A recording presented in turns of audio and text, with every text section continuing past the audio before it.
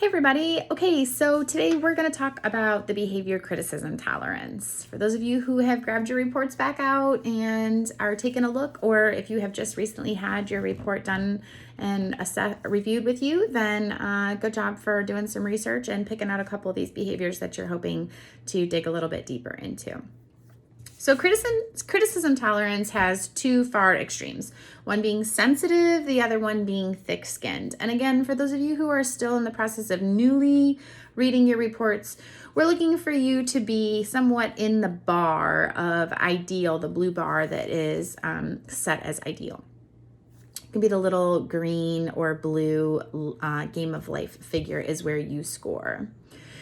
So if you're in a kind of balanced situation, the ideal scenario would be that receiving criticism is not letting your personal feelings kind of get in the way, and you can kind of let that kind of feedback not affect how you make decisions. However, you can hear it and use it as necessary. Sometimes that behavior is dependent on the people that we're around or the scenarios that we find ourselves in. So the outsides of that being sensitive or thick-skinned. If we're sensitive, that may mean that we resist making changes when helpful. So it's not that you don't like to receive feedback, but the answers that you're getting during the feedback aren't necessarily something that you're willing to adopt quickly. If you're thick-skinned, then you are taking the feedback, but almost looking for other people to substantiate what you're finding. So it will affect your need for approval score. It will affect some of your collaboration scores, depending on which report you're looking at. And so it really is important that we're looking for an ideal situation, being able to not let our personal feelings affect how we receive feedback. Some feedback can come from our clients if they've had a good or a bad experience. Some can come from our managers. Nothing like your kids to tell you exactly how they feel about a situation. So receiving feedback comes in lots of different places in our lives. So here are a couple of tips and tricks to work on this specific behavior. If you've been through training with us, you know that we talk a lot about modality, being how you best communicate versus how the other person in any interaction communicates. Knowing your modality will give you the best advantage so that you understand how you need to be communicated with. If someone is yelling and screaming at you and you don't already hear things in the best manner, it's going to create a more difficult way for you to receive feedback and remain objective. Take the tonality out of the situation and it's still going to be hard because you're unaccustomed to receiving feedback in an auditory manner. The second piece is, how does the other person communicate? Communication is one of those things that is an ongoing practice for all of us. I don't know that I talk to a whole lot of people and day-to-day interactions that would claim that they're great communicators.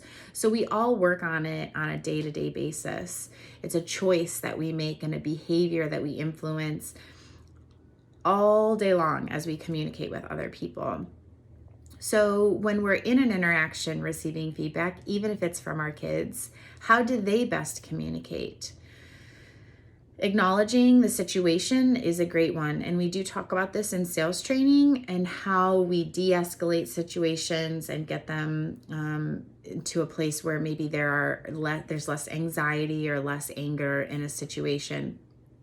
Then how does the other person communicate? Do they communicate the same way you do? If there is a difference in modality, what can you do to make it similar? You have to own those situations because this is feedback that either you're giving or receiving. You're not a third party. When we measure this, this is based on how you either give or receive feedback. So you're actively engaged in these interactions. The next thing I'm going to tell you is it's hard to remain it's hard in an unemotional environment to remove your emotions. And we just said the ideal situation would be to not let your personal feelings get involved. But our emotions can be involved, and that's one of the things that we're even working towards in the sales process is to identify emotional drivers and where and how to use that within our buying cycle. So I would encourage you, if this is something that you're working on, anytime that there's some kind of feedback going on, no matter what your modality is, to take notes. Taking notes does a couple of things.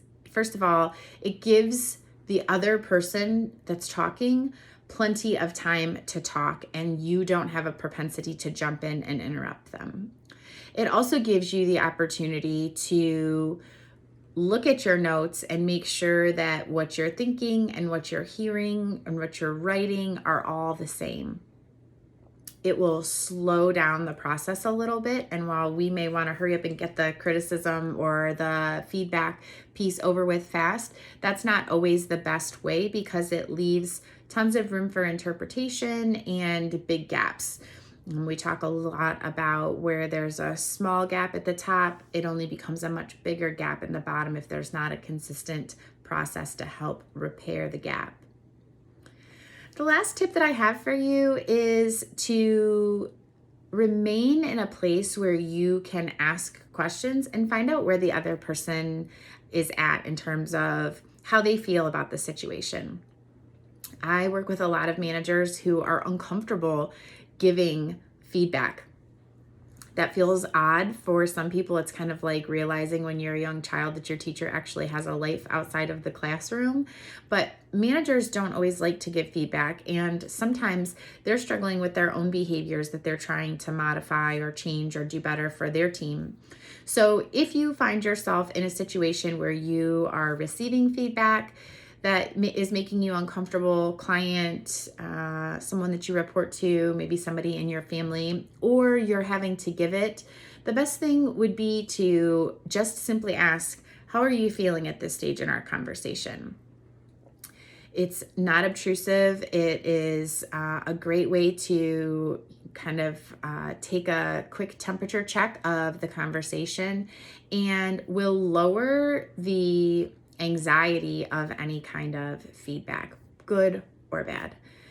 It also gives you an open-ended question to ask and get some added information. So if you're working on criticism tolerance, great job.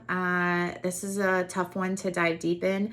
Make sure that you make both your manager or who you report to and your accountability coach aware of this behavior that you're working on, and work through some of the many deep facets that you will find both in whether you're taking Metanoia or Phoenix training with us.